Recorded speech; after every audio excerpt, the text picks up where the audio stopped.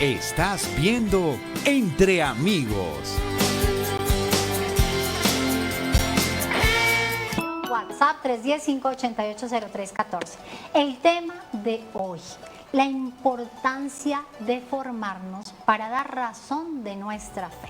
Para ello tenemos dos grandes invitados el día de hoy, así que voy a decirles de quién se trata. Vamos a recibir en primer lugar al profesor Juan Manuel Torres Serrano. Él es docente, investigador, director del Departamento de Formación Lasallista, director de la maestría y el doctorado en estudios sociales de la religión de la Universidad de La Salle, PhD en teología, Universidad Laval en Quebec, magíster en teología de la Pontificia Universidad Javeriana de Bogotá y licenciado en educación con especialidad en estudios religiosos de la Universidad de La Salle de Bogotá. Y tenemos un segundo invitado, Padre Manuel. También nuestro segundo invitado es el profesor José Luis Jiménez. Él es docente de investigación del Departamento de Formación Lasallista de la Universidad de La Salle, candidato al doctorado en Ciencias Sociales, Niñez y Juventud de la Universidad de Manizales, CINDE, Colombia, y magíster en Filosofía Latinoamericana. Y magíster en Filosofía Latinoamericana de la Universidad Santo Tomás de Colombia. Licenciado en Filosofía y Letras de la Universidad de La Salle, Colombia, y licenciado en Estudios Religiosos de la Universidad de La Salle, Colombia. Son nuestros invitados el día de hoy. Pues un poquito formados, ¿no? Solo un poquito. Un poquito formados en la fe, ¿no? Juan Manuel, muy buenos días. Bienvenido al Magazine Entre Amigos. Bueno, buenos días para todos. Muchas gracias, Marjorie, por la invitación. Padre Manuel. Y es una alegría estar aquí en el canal para compartir la experiencia e igualmente pues el recorrido que tenemos académico y fundamentalmente también desde la fe, experiencia de fe. José Luis, igualmente bienvenido al Magazine Entre Amigos. Muchísimas gracias, Marjorie, muchísimas gracias, Padre, y siempre un gusto estar en estos medios de divulgación y de formación en el campo religioso. Y hoy jueves para nosotros, en este jueves de iglesia, jueves de espiritualidad, jueves donde queremos conocer nuestra iglesia, esta iglesia viva, pero además que estamos en este mes de la Biblia, qué importante hablar sobre cómo formarnos, cómo como verdaderos cristianos, asumir nuestro compromiso de amor y reformarnos. Así que en estas primeras preguntas que queremos formular es hablar con ustedes que se han formado y que están ayudando a formar a tantos niños, jóvenes, adolescentes y adultos, la importancia de formarse en la fe. Empezamos contigo, José Luis. Sí, el campo de la formación hace referencia, como nosotros lo comprendemos en la universidad y desde los programas, en esa dimensión religiosa de los seres humanos. Nosotros la entendemos en dos perspectivas, la formación desde lo individual y la formación desde lo social. Comprendemos el hecho social religioso en esas dos dimensiones. La dimensión individual, si lo asociamos con el campo político, es ese derecho a la libertad religiosa que tienen los seres humanos y sus múltiples dimensiones, a expresar su religión de manera pública y privada, a promover sus creencias en lo individual y lo colectivo, a tener manifestaciones en el mundo social y también en el campo interior, en el campo espiritual. Y cuando lo vemos desde la perspectiva de lo social, es ver esas dinámicas cómo se manifiestan en el campo social, es decir, en los sistemas de creencias y prácticas religiosas y cómo la religión interactúa, afecta, entra en diálogo con los diferentes campos del mundo social, el campo político, el campo social, el campo económico, el campo cultural, etcétera, etcétera. Entonces desde ahí es que nosotros vemos que la formación en el campo religioso es muy importante, hacia adentro y hacia afuera. Hacia afuera. Muy bien, Padre Manuel. Bien, bueno, hoy en día nuestra comunidad, Colombia y otros países también, pues se han declarado laicos. ¿Cómo podemos hablar todavía de una formación en la fe en las instituciones y desde la academia, ¿no? Usted lo muestra de una manera con mucha seriedad y esto implica mucha seriedad también para nuestra audiencia de cristovidentes. Pues ¿cómo podemos decir que aún este campo religioso necesita ser reconocido en medio de nuestro país.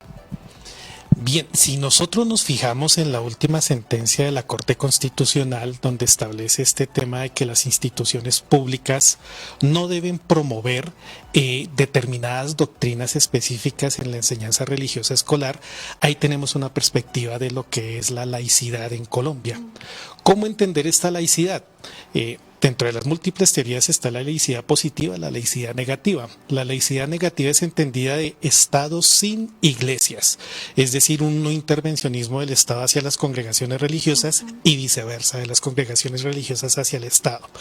Y una laicidad positiva es reconocer la existencia de las diferentes confesiones religiosas en la sociedad y entrar en diálogo con ellas. ¿Por qué? Porque posiblemente en esta lectura de la laicidad positiva, el rechazar la intervención de las iglesias o las congregaciones religiosas en el Estado es excluir y sería de una u otra manera violentar el derecho a la libertad religiosa que tienen los diferentes seres humanos.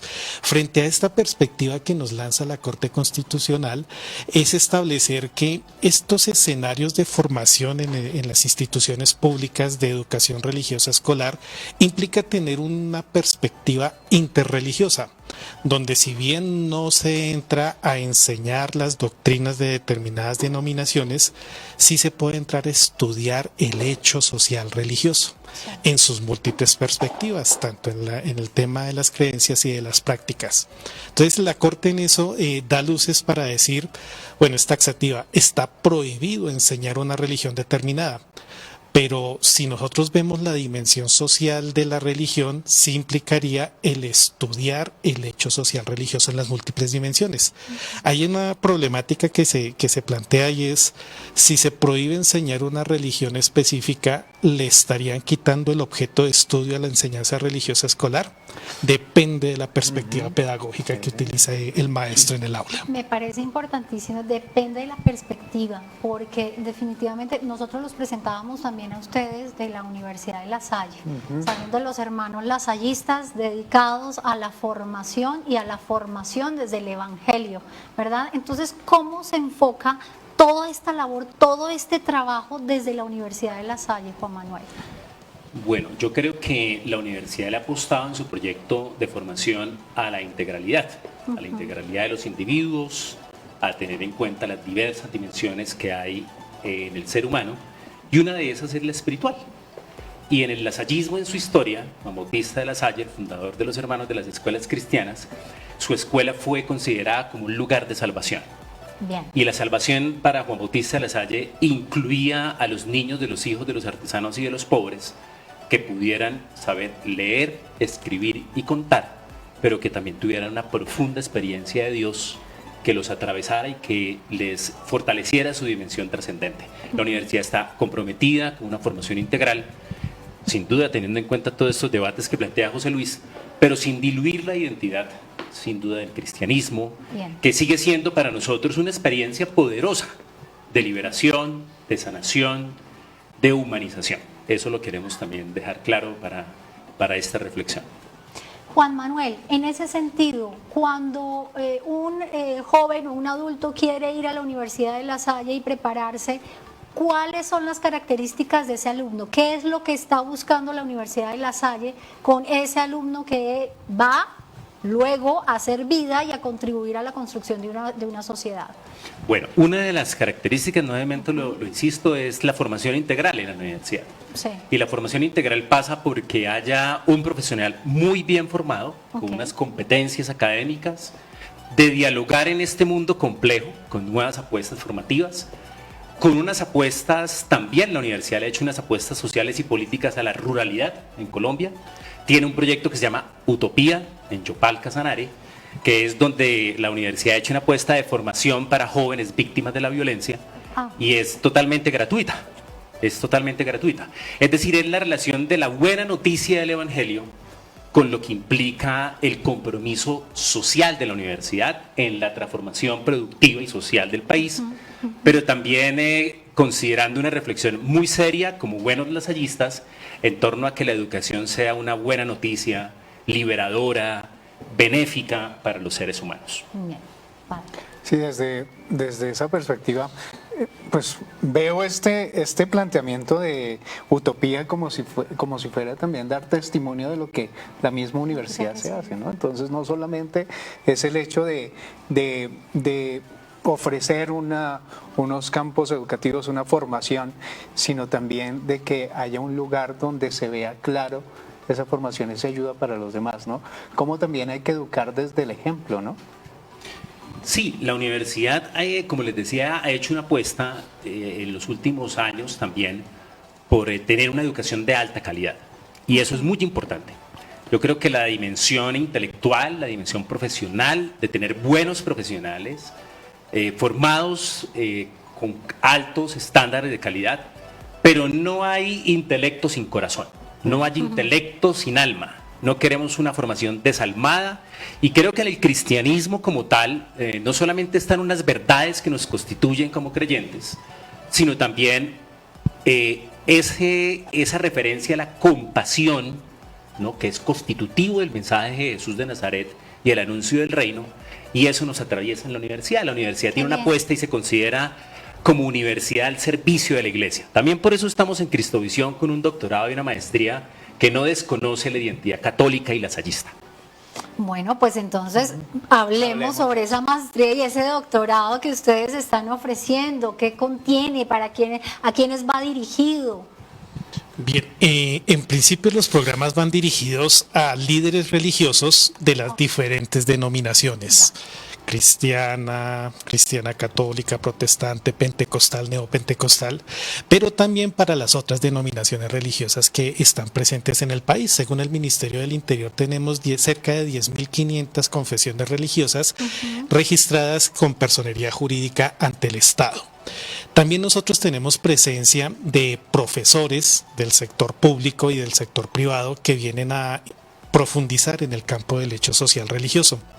De una manera muy interesante tenemos presencia de funcionarios del Estado que trabajan en las subdirecciones de asuntos religiosos del país, en todos los entes territoriales, y desde ahí ellos se están formando. También tenemos profesores universitarios y personas que están en búsquedas personales, búsquedas internas para, como lo decíamos al principio, formarse y tener una fe fundamentada. ¿Cuál es el objetivo de los programas esencialmente? Es indagar, problematizar todas las dinámicas que tiene el campo religioso, entendiendo el campo religioso como aquella presencia en el mundo social de instituciones y agentes sociales que giran en torno al interés de lo espiritual, la religiosidad, la religión, lo religioso en cuanto tal. La perspectiva que nosotros manejamos es una perspectiva desde los estudios sociales, es decir, entramos en diálogo con la teología, la antropología, la sociología, la psicología, y desde estas múltiples disciplinas entramos a estudiar fenómenos como que la historia de las religiones, como el tema del debate de lo religioso en la esfera pública, como el tema de la diversidad religiosa en el país. Manejamos en el programa 3 líneas fundamentales: seminarios de fundamentación, donde manejamos epistemología, debates, devenir histórico de las religiones, las teologías políticas. Tenemos una línea específica de investigación, donde los estudiantes tienen seminarios de línea de investigación, donde presentan los avances de sus investigaciones. También tenemos entonces la línea de formación lasallista propia de la universidad, donde se instaura ese sello institucional. Frente a la investigación manejamos 3 líneas de trabajo específicas: la religión en lo público, donde se debate el papel político de la religión en la esfera pública. Tenemos la línea de diversidad, espiritualidad y diálogo interreligioso, donde vemos esta presencia de las diferentes denominaciones religiosas en el campo social y la interacción de ellas en términos del pluralismo, es decir, la pluralidad, la existencia de ellas en el mundo social, y el pluralismo, la interacción entre ellas. Y tenemos la línea de la subjetividad geopolítica, biopolítica, donde se trata de mirar cómo el campo religioso configura las subjetividades de los agentes sociales. Los proyectos de investigación están vinculados a estas líneas y pues la idea es seguir profundizando sobre el hecho social religioso. Frente a esos proyectos de investigación, o sea, esta maestría y este doctorado no son nuevos, se vienen realizando desde ya tiempo en la universidad, ¿sí? ¿O son nuevos en este momento? Los programas tienen una existencia de 1 año y medio. Ok. Y recoge lo que es la trayectoria que la universidad tiene en torno a la formación en la cultura religiosa. Es un proyecto que se consolida en los espacios académicos de formación transversal, humana y cristiana de la universidad y que paulatinamente se han venido configurando en programas de formación de posgrados. Porque quería precisamente saber eso de la historia de todo este trabajo. ¿Y qué han recogido? Es decir, de las evaluaciones que ustedes hacen, de los trabajos que ustedes han venido, ¿cuál es la evaluación? ¿Qué es lo que se ha recogido? ¿Qué es lo que la gente o de las personas que se inscriben dicen, bueno, esto lo podemos plantear aquí, allí, ha servido en esto, ya se ven experiencias con frutos realmente que se pueden medir o que se pueden ver? ¿Se puede hablar en este momento o es muy corto el tiempo en ese año y...? Yo quisiera señalar algo, y José Luis, que tiene más también recorrido allí en el programa como profe, pero quisiera reseñalar el asunto de que este programa de maestría y doctorado en estudios sociales de la religión ha sido el fruto, como bien lo decía José Luis, de una reflexión académica, pedagógica de la universidad, de los profes, porque en el departamento de formación lasallista manejamos unas áreas de formación. La teológica, humanidades, éticas, humanismo y ciencia en posgrados y lasallismo. Y ahí ha habido un diálogo muy interesante en miradas interdisciplinares. Yo soy teólogo, José Luis hace parte de la línea de educación, en sociología, tenemos doctores en filosofía y tenemos doctores en antropología.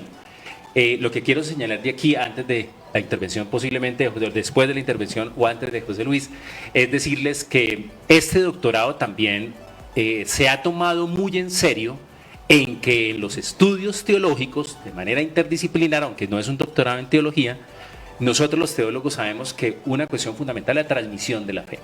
Es muy importante en el catolicismo, pero la otra es la recepción de una experiencia de fe. Y la recepción pasa, sin duda, por un devenir de las religiones que configuran un conjunto de creencias vinculados al Dios, sin duda, cristiano, pero también de los efectos que tienen los enunciados y las creencias de la fe en el ámbito social y político, como lo decía José Luis. Quiero señalar solamente esto, y es que la maestría y el doctorado son producto de una reflexión, de una experiencia de docentes del Departamento de Formación Lasallista de la Universidad en el campo de la teología, la filosofía, la antropología y la educación. Muy bien, en términos de, si queremos llamarlos, productos que han surgido en torno a este proyecto educativo, el primero son los proyectos de investigación. Los proyectos de investigación giran en torno a las líneas que anteriormente mencionamos, y un primer producto es un libro que va a salir ahora en el mes de noviembre de los antecedentes de los proyectos de investigación de los estudiantes. Si hablo de la línea en la cual yo estoy vinculado, que es la de diversidad, espiritualidad y diálogo interreligioso, tenemos un proyecto sobre enseñanza religiosa escolar y sale un estado del arte de las investigaciones que se han hecho en torno a la enseñanza religiosa escolar, con sus tendencias teóricas y metodológicas. Otro proyecto de investigación es en torno a la gestión pública de la libertad religiosa. Entonces se hace la indagación de qué investigaciones se han hecho en torno a la gestión pública de la libertad religiosa, identificando que no es suficiente con que exista el reconocimiento del derecho, sino que surge el tema de la garantía y la protección del mismo. Hay otro proyecto de investigación que es en torno a los nuevos agentes del sector religioso. Surgen problemáticas como el coaching de fe, el coaching ontológico, surgen figuras como el juga, surgen figuras como la terapia filosófica, etcétera, etcétera. Entonces el campo religioso tiene nuevos agentes, nuevas dinámicas, y un creyente fácilmente puede interactuar con estas nuevas expresiones. Otro producto que podríamos decir fruto de este proyecto educativo de la maestría y el doctorado es la participación en los escenarios en los mecanismos de participación política que existen en el Estado. Nosotros estamos vinculados a la Mesa Técnica de Universidades, que es un órgano asesor o acompañante de la Subdirección de Asuntos Religiosos. Fruto de ahí surgen los foros de libertad religiosa, en la cual los líderes espirituales por lo menos de Bogotá, asisten para para jornadas de capacitación, problematización del derecho a la libertad religiosa y la socialización de sus experiencias. Junto a ello hemos tenido presencia de conferencistas internacionales, por ejemplo el profesor Felipe Gaitán de la Universidad de México, de la UNAM de México, la profesora Karina Barcenas, el profe Pablo Semán, que son investigadores reconocidos a nivel latinoamericano y vienen a presentar sus investigaciones frente a fundamentalismo religioso, investigación derecho social religioso en las redes sociales, el tema específico de la laicidad, por lo menos en Argentina, que es el tema específico del profe Pablo Semán. Junto a ello, también nosotros entonces hemos tenido eventos donde las instituciones del Estado convocan a los líderes religiosos y ellos vienen a manifestar cómo ha sido la dinámica de ejercicio de la libertad religiosa. Hemos tenido eventos de la Defensoría del Pueblo, de la Alcaldía Mayor de Bogotá, en la cual se convocan a los líderes y se pone este tema a debate de la cuestión. Entonces creemos que los programas tienen varias líneas de acción. Tienen la línea de formación en los espacios académicos de clase, tiene la línea de investigación en los trabajos que hacen los estudiantes, pero además de eso también tiene la línea de interacción con la comunidad. Los proyectos implican un trabajo con la comunidad y la participación con las instituciones del Estado. Nos permite por lo menos poner en diálogo las dinámicas políticas del Estado y la academia y todos los ejercicios de reflexión que nosotros hacemos. Pues en todo este trabajo que ustedes han llevado, me admira muchísimo esa insistencia, ¿no? de un diálogo interreligioso, Sí. de la posibilidad también de crear espacios donde la dinámica de la espiritualidad se dé, que se reconozca también como hecho del ser humano, ¿no? Como algo natural del ser humano. Pero en realidad no se quedan imaginarios también dentro del mundo, es decir, en el mundo, en las sociedades de pronto la religión queda como estancada en algo intimista, nada más no hablemos de religión porque de política y religión no hay que hablar. Hay garantías de pronto en las poblaciones, hablando de geopolítica y de todas estas cosas, hay garantías de pronto en nuestras comunidades para que la religión tome algo más de seriedad y esa formación en la fe sea urgente para poder entrar en diálogo con otro tipo de comunidades y garantizar la libertad de expresión también religiosa. Yo creo que, aunque el doctorado también apuesta a estos diálogos interreligiosos y la religión en el espacio público, que sigue siendo fundamental, yo creo que una de las exigencias en el catolicismo y en la experiencia de fe también, nuevamente aunque el doctorado no sea en teología, es que el catolicismo y los católicos tengamos posturas mucho más maduras en términos de lo que significa la religión en los espacios sociales y políticos. Y en eso tenemos larga tradición teológica, ¿no? Es decir, la teología latinoamericana de la liberación o la teología latinoamericana y las teologías pastorales y prácticas también han sido consideradas como un referente importante de análisis de la realidad. Ahí ha estado muy presente en la tradición teológica el asunto analítico. Yo creo que de todos modos no nos excluimos, ¿cierto?, a que la religión sea una experiencia personal con un Dios determinado, pero que está mediatizada por las religiones y que ese es otro campo importante de estudio. Los teólogos nos dedicamos a estudiar el discurso sobre Dios, pero ese discurso, digamos, se vuelve concreto en religiones, en espiritualidades, en religiosidades, ¿no? Porque la otra cuestión es que estas experiencias posiblemente religiosas también pasan por posturas muchas veces que no son tan institucionales, ¿cierto? Es unas prácticas que en ocasiones superan las instituciones religiosas y en otras pues están vinculadas a las instituciones como la Iglesia Católica, y yo creo que ahí hay un llamado muy importante, uno, a profundizar nuestra fe cristiana católica, ¿cierto? También, muy importante, tener una experiencia de fe sana. Nosotros tenemos experiencias de fe en ocasiones bien patológicas, con un Dios bastante diferente al de la revelación en Jesús, y bastante complicada en ocasiones, que nos ha costado, ¿cierto?, problemas, y nos ha provocado problemas en términos de lo que significa ser cristiano hoy, pero eso también nos lleva al diálogo con la pluralidad, a no saber, a también reconocernos plurales, y no solamente por la coyuntura. Yo quiero dejar esto claro. El cristianismo en sus orígenes fue plural.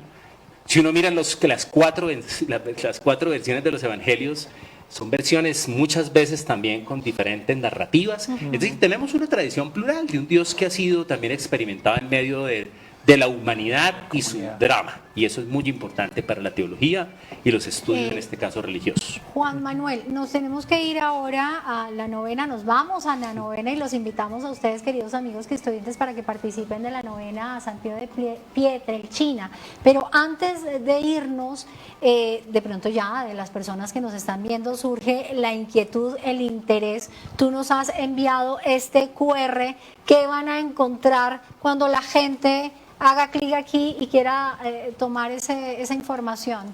Bueno, ahí como dicen en publicidad, sin compromiso ninguno, ustedes pueden hacer ahí, hacer la lectura del código QR y van a encontrar unas preguntas con sus nombres, bueno, algunos datos, y si están interesados o no en los programas, y si desea recibir información. Y nosotros con muchísimo gusto a través de ese código lo invitamos a que también hagan la comunidad católica. Y lo decía José Luis, ¿no? Tenemos presencia de líderes religiosos, sí, pero creo que los católicos y la comunidad católica en estos espacios de formación es muy importante que tengamos presencia. Entonces los invitamos a que con el código QR nos comuniquen sus intereses o el interés en estos programas. Importantísimo, queridos amigos cristovidentes, mire, de seguir profundizando en nuestra fe, formándonos, estudiando, tenemos una identidad propia y desde esa identidad conversar con todos, pero con una claridad desde el corazón y porque hemos hecho esa formación, pero además porque hemos hecho vida en nosotros. Todo esto que estamos aprendiendo y recibiendo, que sea la palabra del Señor lámpara para nuestros pasos, queridos amigos cristovidentes. Nos vamos a la novena y ya regresamos. Estás viendo Entre Amigos.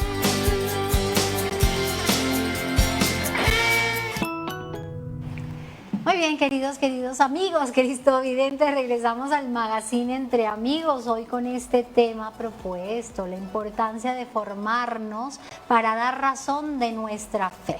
Y queridos amigos cristovidentes, con estos dos invitados maravillosos de la Universidad de La Salle que vienen con esta gran invitación, pues esperamos que ustedes hayan tomado allí la foto del QR, sin embargo, en este momento vamos a ponerla nuevamente y Juan Manuel, recuérdanos esta invitación que nos estás haciendo, pero además que hay un regalo para los cristovidentes que se inscriban. Hay un regalo, así que cuéntanos de qué se trata. Bueno, nuevamente aparece allí el código QR y la invitación es a que ustedes hagan la lectura del mismo, llenen el formulario y sí, Marjorie, hay también un regalo, digámoslo entre comillas, de la universidad con algún descuento que posiblemente también podrán recibir las personas que estudien en sus programas. Bueno, pues en el formulario tendrán que escribir, hemos visto el magazine Entre Amigos con este tema y con estos invitados para que se pueda mirar el tema del descuento. Así es, sí señora. Muy bien.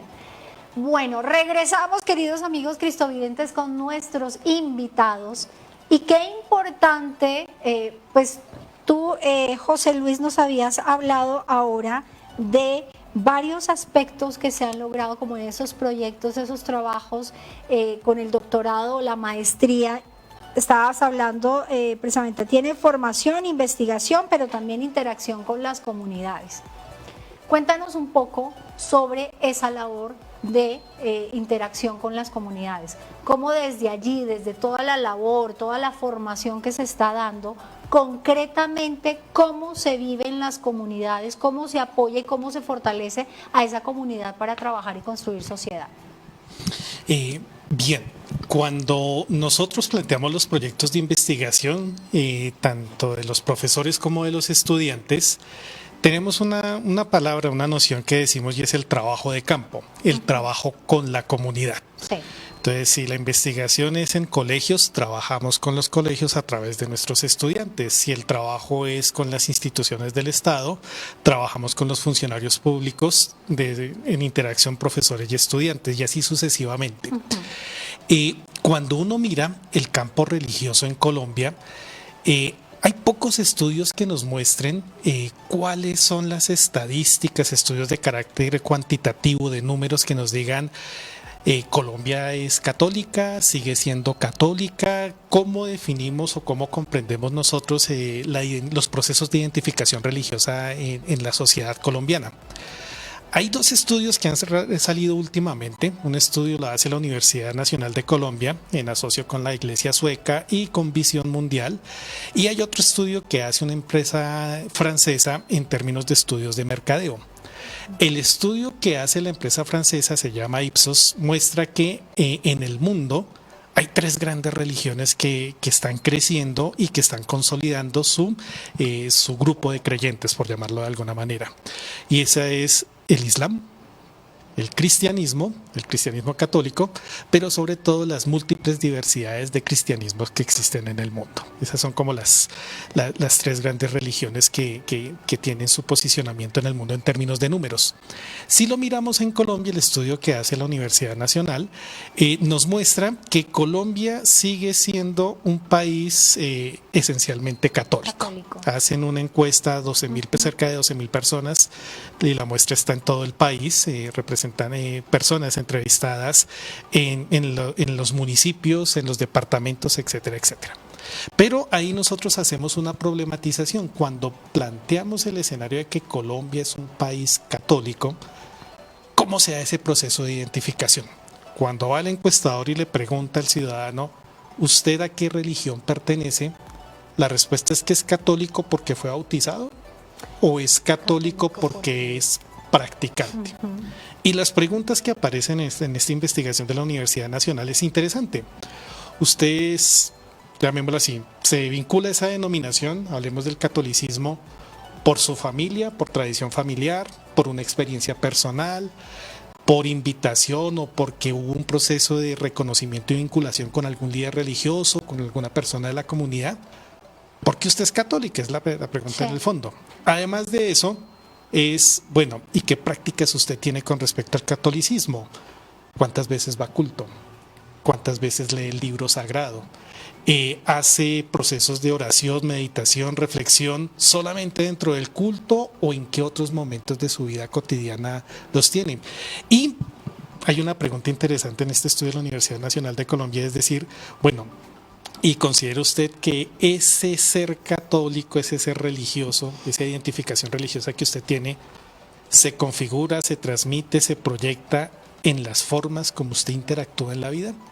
Entonces nos permite problematizar el asunto de que no solo es como yo me reconozco, como yo me identifico, esos procesos de identificación, sino también qué hago a partir de ellos. Entonces, cuando uno mira la investigación en el hecho social religioso, nos permite ver ese escenario, no llegar a interpretaciones esencialistas y generalizantes frente al fenómeno religioso, sino empezar a problematizar esas creencias, esas prácticas en términos de la comprensión social que tienen las personas de su fe. Bien, bien interesante esto, porque sí, definitivamente nosotros a través del canal Cristovisión tenemos esos encuentros de, bueno, nos identificamos cristianos, católicos, cómo estamos viviendo nuestra fe, porque no es una cosa desprendida una de la otra, no, es que aquí conozco una cantidad, o fue por historia, o fue que me contaron, o es una experiencia viva que me compromete a ser un ser humano distinto a lo que se ofrece en la sociedad y en el mundo entero, ¿no? Entonces me parece bien, bien interesante ese cuestionamiento, esas preguntas, y que nosotros también empecemos a realizarlas en nuestro día a día. Bien, les decíamos ahora cuando estábamos en pausa, seguimos nosotros siempre conversando aquí, que es importante explicar el tema de la formación, porque todos nosotros necesitamos formarnos, necesitamos precisamente para no ser como las veletas que una vez nos dicen esto y vamos para allá, otra vez nos dicen no, sino realmente identificarnos, tener esa identidad, trabajar y vivir esa identidad, y para eso es importante formarnos. Pero ustedes, ¿qué nos dicen desde toda la experiencia, desde toda la labor que ustedes vienen realizando desde la Universidad de La Salle? Juan Manuel. Sí, ahora hablábamos aquí también con el padre y con Marjorie y José Luis de la necesidad de una formación no solamente intelectual, ¿sí? No solamente de la cabeza, sino que la experiencia de fe nuestra, aunque no hayamos pasado por universidades totalmente en la formación, sí implica también el reconocimiento a la madurez, el crecimiento y evolución de una experiencia con Dios. Y eso pasa tanto por la cabeza como por el corazón y por las manos. Porque hay personas muy comprometidas Sí. que en ocasiones posiblemente no han leído un libro de teología, ¿cierto? Pero que en últimas su fe, sus obras, dan cuenta de la esperanza. Y eso es muy importante para nosotros. Es decir, el testimonio de un cristiano manifiesta una maduración de su fe, aunque no haya leído ningún libro de teología o haya pasado por un título universitario. Y yo creo que esa mirada es muy importante de reconocimiento, porque muchos de los católicos que nosotros conocemos y nosotros como católicos es gente que se ha dedicado a la oración, a la meditación, a su rosario, a tomarse en serio la palabra, y lo ha hecho de manera autónoma, solitos, se han hecho autodidactas de la fe.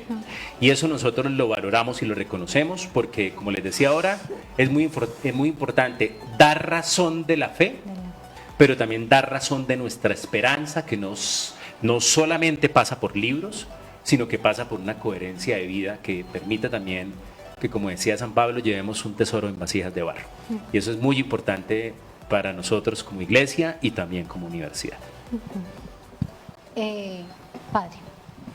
Bueno, desde esa misma realidad, desde esa cotidianidad de la fe en las personas, hay categorías que van surgiendo como la vida cristiana, pueblo de Dios, como nación escogida, que pienso que son categorías que de pronto nos han hecho un poco dificultoso el hecho de la paz en algunos de los territorios. Cuando se vuelven excluyentes, cuando no se reconocen como una oportunidad de reconocer al otro, sino como que somos de mejor raza, por ejemplo, ¿no? Mejor categoría. Mejor categoría, el nazismo, bueno, todo eso, que en medio de nuestra comunidad también religiosa y en medio de los católicos también se puede vivir, ¿no? Esas categorías de pueblo de Dios, de nación escogida o también de tierra prometida, ¿no? Yo quisiera decir una cosa antes de posiblemente la intervención, y es que a mí me llama mucho la atención esas figuras y esas metáforas de Dios que aparecen en los textos bíblicos. Y es el Dios de las tiendas, que es el Dios de Abraham, ¿cierto? Es el Dios de la Shekinah, dicen los teólogos. Es el Dios que no tiene lugar, es el Dios que no tiene templo. Es el Dios de los beduinos, de la gente que camina en el desierto, de los peregrinos. Por lo tanto, es la fe de Abraham de la salida, ¿cierto? De estar constantemente saliendo. Y a mí me llama mucho la atención esa figura bíblica, que es el Dios de las tiendas, pero también el Dios de las naciones, ese Dios que también aparece para las naciones y que se amplía, y por eso lo católico es precisamente ello, ¿no? Creo que esas dos figuras son muy hermosas en términos bíblicos, el Dios de las tiendas y precisamente esa consideración no solamente ya de un pueblo o de una etnia o de una raza, sino es el Dios de las naciones, ¿no? La decápolis, dicen algunos en términos bíblicos, donde se juntaban, ¿cierto? Creyentes, no creyentes, judíos y no judíos, y creo que esa es la mirada también interesante de amplitud de un cristianismo que no se cierra a los desafíos del día y los diálogos con el mundo sin perder la identidad. Yo creo que eso es muy importante, ¿no? El padre Nelson Medina decía en ocasiones que por querer ser muy significativos para el mundo nos olvidamos de nuestra identidad cristiana, que hay que profundizar, que hay que madurar y que hay que hacerla crecer. Sí, este tema, este punto, pues dentro de las múltiples lecturas que podríamos hacer, se encuentra, o lo leería yo desde la perspectiva de los textos sagrados. Cuando uno mira la Tanaj judía, cuando uno mira el Corán en el Islam y cuando uno mira la Biblia en los cristianos, aparece esta noción del pueblo elegido, del pueblo que recibe el mensaje. Y claro, en términos de la historia, de las situaciones geopolíticas que se dan a través de la historia, cada pueblo se considera el poseedor de la revelación y de la verdad. Entonces, por ejemplo, cuando uno mira el tema específico de la Tanaj judía, ahí aparece el nombre de Yahvé. Cuando uno mira el Corán, aparece el nombre de Alá Y cuando uno mira en el cristianismo, en la Biblia, aparece la noción de Dios, pero también la noción de Dios Padre. Entonces, los tres pueblos tienen la presencia de una divinidad, una comprensión diferente de la divinidad, pero de una manera muy particular. La Tanaj judía habla del judaísmo, la Biblia cristiana habla del judaísmo y del cristianismo, y el Corán habla del judaísmo, el cristianismo y el islam. Entonces es un asunto que uno lo puede ver en términos de evolución, de cómo una religión reconoce y bebe de la otra y toma un posicionamiento sobre ella. Este tema de los textos sagrados nosotros lo miramos desde tres visiones fundamentales. Los pueblos que se consideran elegidos por los dioses pueden considerar que el texto sagrado es un texto celestial, lo escribió el Dios y yo tengo posibilidad de acceder a él. Hay otra perspectiva, es que pueden ser textos inspirados, son textos inspirados por los seres humanos son textos inspirados por los dioses, recibidos por los seres humanos, y ahí nosotros adquirimos un conocimiento. Pero en el tema de las religiones monoteístas es interesante, ¿no? Los textos sagrados son un proceso de autorrevelación, de autoconocimiento que le da la divinidad a los seres humanos para que conozcan su mensaje y su mensaje se convierta en una prescripción, se convierta en un criterio de orientación de la vida. Cuando uno mira, por ejemplo, en la literatura, en el Decameron, Giovanni Boccaccio tiene un texto que es un cuento sobre Melquisedec, y Melquisedec es un judío prestamista al cual el sultán Saladino acude para que le dé dinero en su lucha por las cruzadas. Y Saladino le hace una pregunta a Melquisedec, que es una pregunta muy interesante: ¿cuál de las tres religiones es la verdadera? ¿La judía, la cristiana o la musulmana?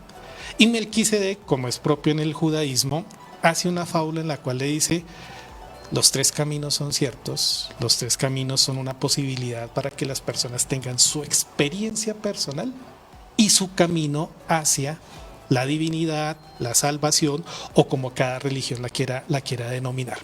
Entonces es interesante este tema porque el tema de lo religioso, el tema de lo sagrado, el tema del camino que hay que seguir para conseguir algo, ya sea la salvación, el equilibrio universal, etcétera, etcétera, es algo que está presente en la sociedad.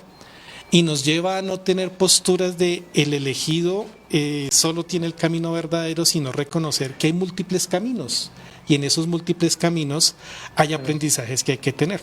Vendría una problemática, la hibridación. Profe, es que mi pregunta va también a las situaciones de la realidad que estamos viviendo. En el Líbano ahora están explotando artefactos. Se han metido tal vez también países que están ocupando un territorio, ¿cierto?, con una identidad religiosa, digamos, con unas categorías religiosas, haciendo de esto algo político. Algunas líneas lo toman de esa manera. ¿Cómo mirar ese hecho religioso como un reto para un diálogo distinto y desde nuestra vida también cristiana, ¿no? Que también podemos hacer lo mismo sin necesidad de bombas, sin necesidad de otras cosas, pero creyéndonos un pueblo elegido, creyéndonos una raza mejor? Bien, ahí entramos en el tema de los conservadurismos y los fundamentalismos religiosos, que atado con lo que veníamos diciendo son unas lecturas rigoristas de los textos sagrados, de las creencias y de las prácticas.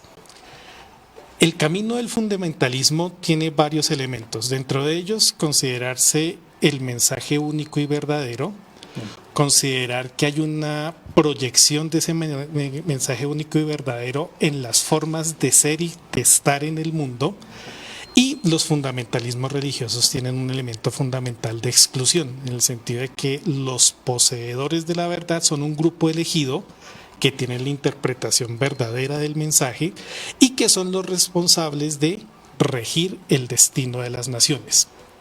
Y hay muchas manifestaciones del fundamentalismo. Uno podría, por ejemplo, mirar dentro de este conflicto que está presente en Israel, si la posición política del partido sionista es una posición religiosa, porque medios de comunicación y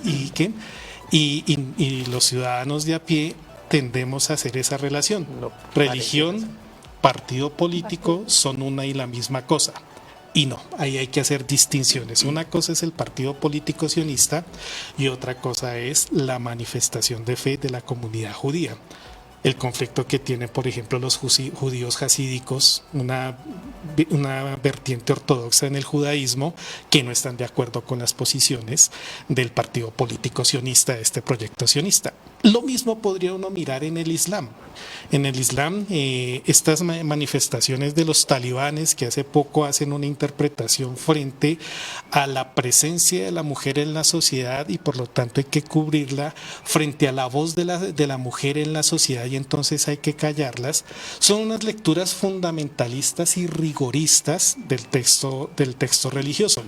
Tendría uno que preguntarse si eso está presente en el Corán, que las mujeres hay que silenciarlas, o es una interpretación fundamentalista que hace este grupo religioso y político de los talibanes de esta manifestación del Islam. Entonces, claro, uno empieza a hacer muchas distinciones y distancias frente a estos problemas políticos. Lamentablemente en los medios de comunicación aparece el Islam calla a las mujeres, el judaísmo hace la guerra de Gaza y esas generalizaciones son peligrosas. ¿Por qué? Porque generan estigmatización y generan persecución. Sí, exactamente, completamente de acuerdo. El tiempo sigue corriendo, el tiempo sigue corriendo y en este momento debemos irnos a una pausa muy cortita, queridos amigos cristianos, y ya regresamos.